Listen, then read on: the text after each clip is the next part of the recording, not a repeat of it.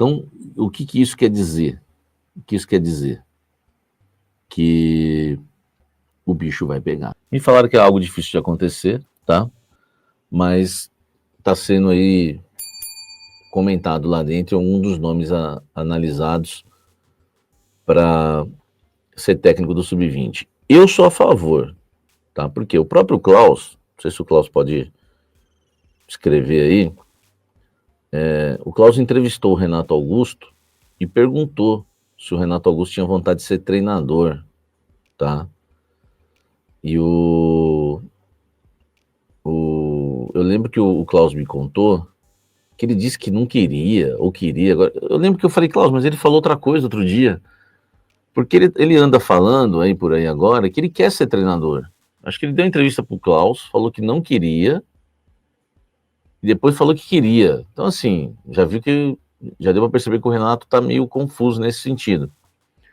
Mas é um cara que sempre teve uma visão de jogo diferenciada, né? Ficou sempre do lado do Tite ali, dando opinião. Na época que era o Silvinho, então ele ficava do lado ali, meio aquele jogador barra treinador, né?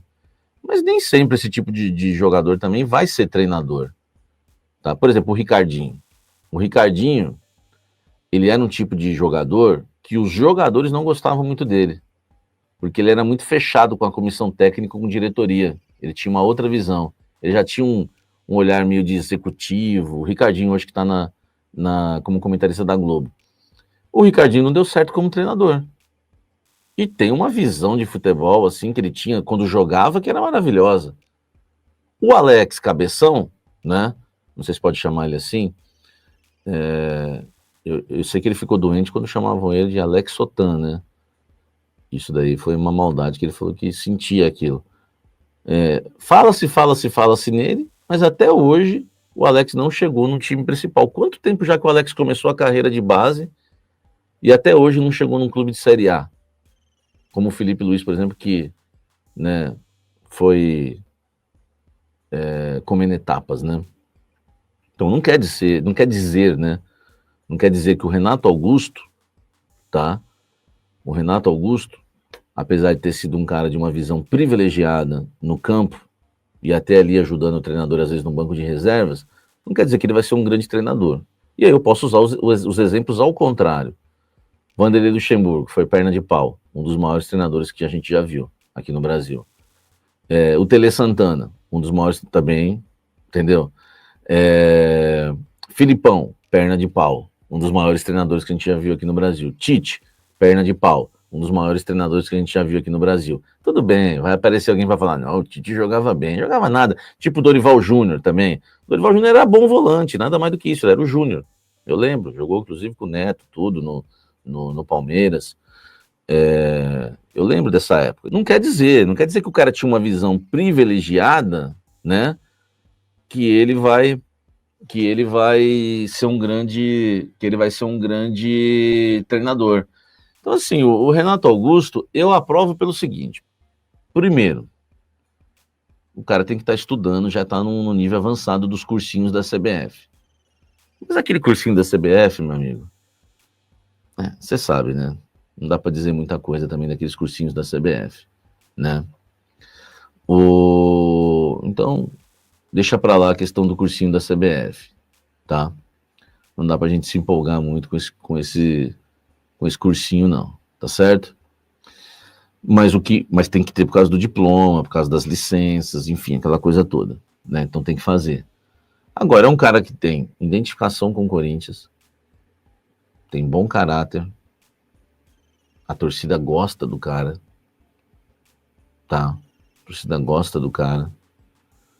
Então é um cara que eu aceitaria.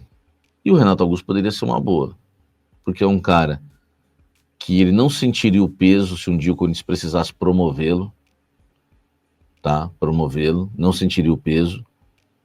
Ele já conhece o clube. Então o Corinthians está precisando de um treinador, vamos pôr o Renato Augusto aí de interino. Ele não sentiria o peso, tá? Então é um nome que eu aprovo. É um nome que eu aprovo e gosto. Agora, não sei se ele quer também, é um nome simplesmente né, especulado dentro do Corinthians. Não sei se o Renato Augusto quer isso para ele, às vezes ele quer jogar futebol, tá? Eu nem sei como é que tá o Renato Augusto fisicamente, enfim, se ele vai querer jogar ainda, ele talvez não tomou essa decisão, entendeu? Agora, é um cara que eu aprovo, e vocês sabem que eu critiquei, inclusive hoje, esse negócio de ficar ex-jogador, ex-jogador, ex-jogador, ex-jogador. Agora, se o Renato Augusto não fez nenhum curso da CBF ainda, eu não aprovo, tá? Eu acho que o cargo de sub-20 já é um cargo muito bom, porque ele está abaixo do... É o primeiro ali abaixo do profissional e pronto para assumir o time. Então, se for para ter um cara que ainda não estudou, porque tem jogador que jogando já vai se adiantando, já vai desenrolando esse curso, que ele já tem isso no coração, já tem isso como projeto de vida para depois que parar de jogar. Se o Renato não tiver curso nenhum, pula fora. Porque não dá, meu irmão. Aí amanhã precisa do cara no profissional, aí não pode sentar no banco, não pode dar entrevista. Pô, a gente passou essas vergonhas com o Antônio Oliveira. Por que o Antônio Oliveira não podia dar entrevista na Sul-Americana? O cara, pelo amor de Deus, velho. Sabe? Então não, aí não. Então aí põe ele lá no sub-15, vai subindo, sub-17, sub-20, vai fazendo o curso. Quando chegar no sub-20 já tá com as licenças, pronto aí para dar um passo pro profissional. Entendeu? Então, tem que ter essa questão também, tá? Tem que ter essa questão também. Falando que ele merece encerrar a carreira no Corinthians, eu concordo. O Joker falou aí. Concordo também. Entendeu? Concordo. Né? Vamos fazer um contratinho de produtividade para ele? Vamos lá? Vamos lá? Deixa eu ligar aqui, vou resolver essa parada aí pro Renato. Pausa ligeira, hein? Já mandou aqui. Hein? Eu fiz o curso de treinador na CBF, comecei na pandemia. Estava em casa, um dia encontrei um amigo e ele falou, cara, por que você não faz lá o curso, bicho? Então foi assim. Interessante que comecei a pensar coisas diferentes, porque o curso tem um lado do fisioterapeuta, o do analista de desempenho, e aí você começa a enxergar o jogo de futebol de uma outra maneira, de uma outra perspectiva. Foi aí que ele ficou ruim, tô brincando. Isso para mim também foi interessante, então procurei evoluir e trazer ainda mais para o campo. Por mais que seja um curso para treinador, tentei já trazer um pouco para o campo. Foi aí que ele ficou ruim. Talvez tenha me ajudado também a entender, a ter um pouco mais de atenção com os jovens, mais um pouquinho mais de paciência. Tô brincando, tá, gente? Esse negócio de que ele ficou ruim, tô brincando. Mas, ô Cláudio, você sabe qual é a categoria que ele tá hoje? Qual é a licença que ele tem hoje? Pô, mas se ele começou na pandemia, ele começou em 2020, né? 2020 ou 2021 no máximo. Entendeu? Né? Ele falou que é fã do Fernando Diniz. Eu sou um grande fã do Diniz. Gosto dele, acho bem interessante a forma como pensa. Até falei para ele que queria entender como chega a tudo isso. Eu sempre tive vontade de trabalhar com o Guardiola para poder entender onde ele tira os espaços e tal. Cara, então, pô, o cara tá estudando já desde 2020, né? Bom, Renato Augusto para ontem, velho. Tchau, Orlando Ribeiro. Foi um prazer conhecê-lo, tá? Valeu aí pela força aí, meu irmão. Bate aqui. Tamo junto aí. Tchau. Pode ir. O Renato tá chegando. RA8, tá? RA8. Tchau. Entendeu? Então já mandei, já depois dessa informação do Klaus aí, que entrevistou, ele falou que tinha um curso da CBF, já estava fazendo. Se ele estava fazendo em 2020, já deve estar bem adiantado. Então, tchau, Orlando Ribeiro. Eu acabei de demitir o Orlando Ribeiro e contratar o Renato Augusto. Está realmente em negociação de renovação avançada com o Bidu por 2 anos e meio. Ninguém tinha dado ainda o período que essa diretoria está renovando com o Bidu. A gente sabia do Augusto que eram 3 anos. Não muda muita coisa, né? 6 meses. Então, se a gente está falando de 2 anos e meio, nós já estamos aí, se renovar agora, tem mais 6 meses, né? Completa 20... apesar que o contrato dele vai até o final do ano, né? Então, a gente vai ter Bidu aí 26, 27 e metade de 28. Então, gente, eu não curto muito a ideia. Já falei isso para a diretoria, mas quem sou eu para influenciar alguma coisa? Não sou ninguém. Apesar que influenciei aí na questão da volta da concentração, mas o que eles me alegaram é o seguinte. Bom, pessoal, eu acho que todo mundo está na expectativa de que o trio fantástico esteja de volta. Depois de 4 meses. Poxa, é muito tempo, hein? 27 de março, eles estiveram em campo pela última vez na final do Paulistão. E vejam só, né? Conquistaram um título para o Corinthians. Já tinham sido importante no ano passado, quando o time não só sai do rebaixamento, como chega na Libertadores, emenda 9 vitórias seguidas. Estou falando de Rodrigo Garro, Memphis Depay e Yuri Alberto. Esse trio está de volta depois de 4 meses, março, né? Abril, maio, junho, julho. A gente está no dia 30 de julho, ou seja, 4 meses e 3 dias se passaram desde que eles estiveram em campo pela última vez juntos. Porque o Garro voltou a sentir uma lesão, o Yuri machucou, o Memphis também ficou afastado um tempo. Em algum momento, sempre um se ausentou. E o Dorival Júnior, por exemplo, que chegou depois, não conseguiu colocar os 3 em campo. Então, isso é um atenuante para o Dorival, tenho falado sobre isso. Também acho que o time melhorou sensivelmente nos últimos 2 jogos, contra Cruzeiro e Botafogo. Defensivamente, o Dorival já tinha dado mostras de que ele conseguia ajustar o time, especialmente pelos números defensivos, né? E mesmo o Kaká jogando, mesmo o Gustavo Henrique em algum momento, depois ele fixou o André Ramalho e o Gustavo Henrique. O time sofreu menos do que vinha sofrendo com o Ramon. A grande questão era do meio para frente. Era um time que eu ainda estava com dificuldade de entender. O Carrilho estava numa posição que eu não gostava tanto assim. Ele perdeu jogadores ali, ele teve que usar o Romero, o Thales, o Guinegão.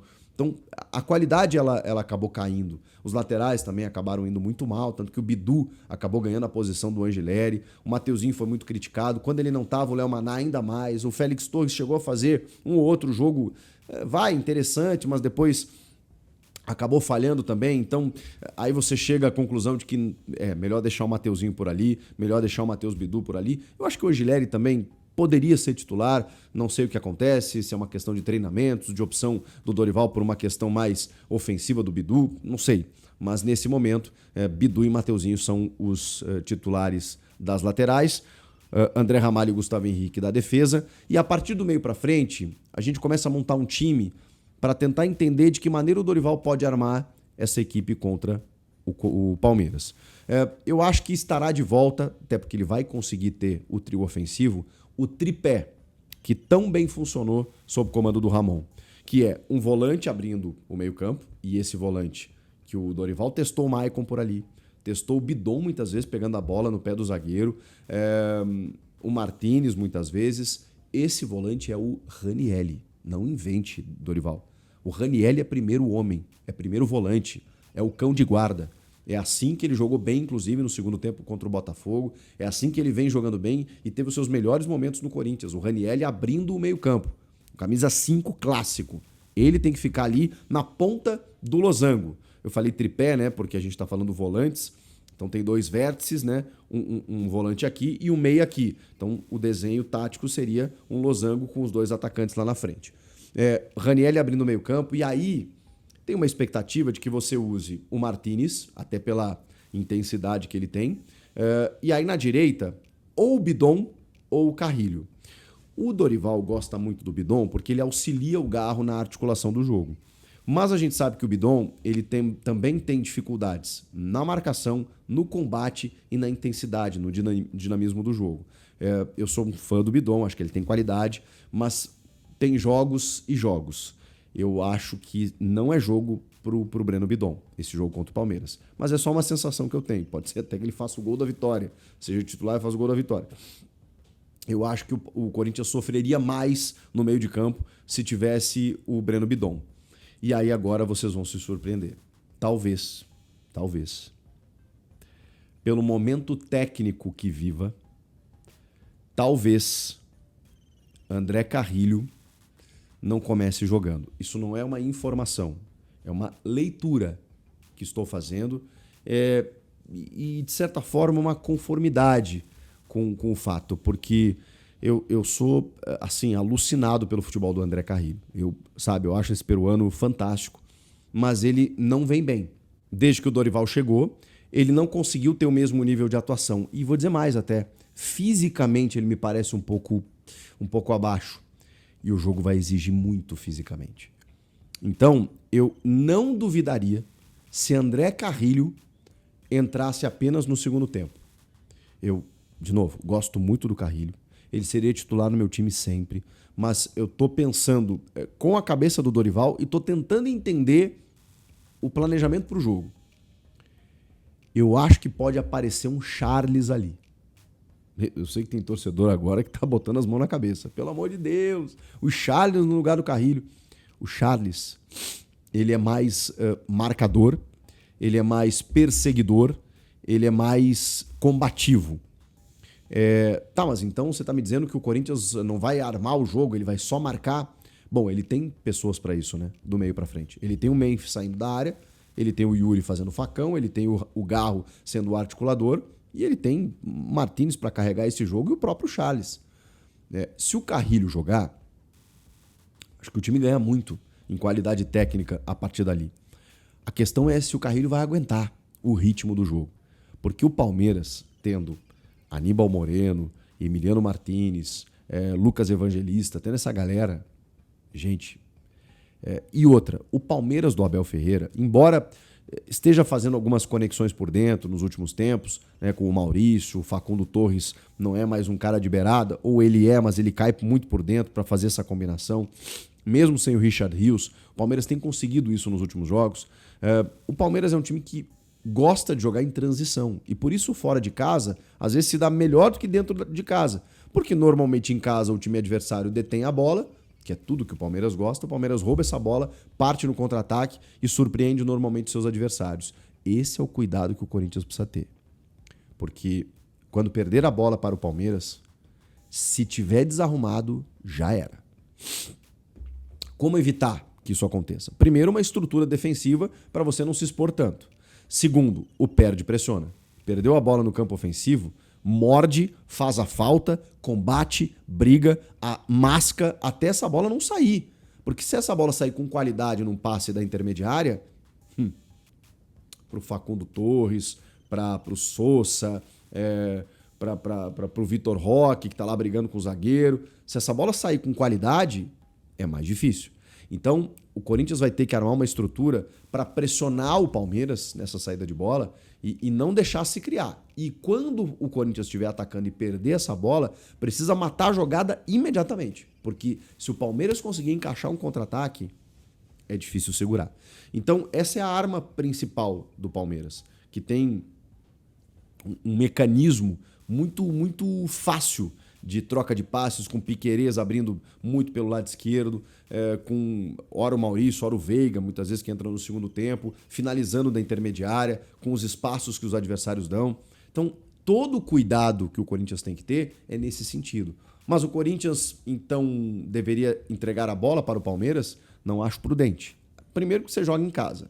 Segundo, porque você precisa construir uma vantagem, porque você está jogando em casa e decide na casa do rival. Terceiro, porque você é um grande clube igual o Palmeiras, não pode se apequenar, está jogando em casa, você tem que ser o protagonista das suas ações. E por último, acho que isso seria tão arriscado quanto, porque deixar um adversário qualificado com a bola no pé, mesmo que você esteja recuado, mesmo que o Palmeiras tenha dificuldades nos últimos jogos de penetrar em defesas mais postadas, é sempre um risco, né? Você deixar o Palmeiras ali martelando. Uma coisa é você estava ganhando por 2-0, 1-0 e tal, e aí tá os 30 do segundo, 40 do segundo, você dá uma recuadinha, você entende uma pressão do adversário, você tenta sofrer ali nos minutos finais para garantir o resultado, isso é uma coisa. Agora, desde o início, você não optar por agredir, simplesmente entregar a bola para os caras e dizer, vou ficar aqui atrás, estacionar um ônibus aqui na frente da área, não acho prudente. Primeiro porque é pequeno você fazer isso.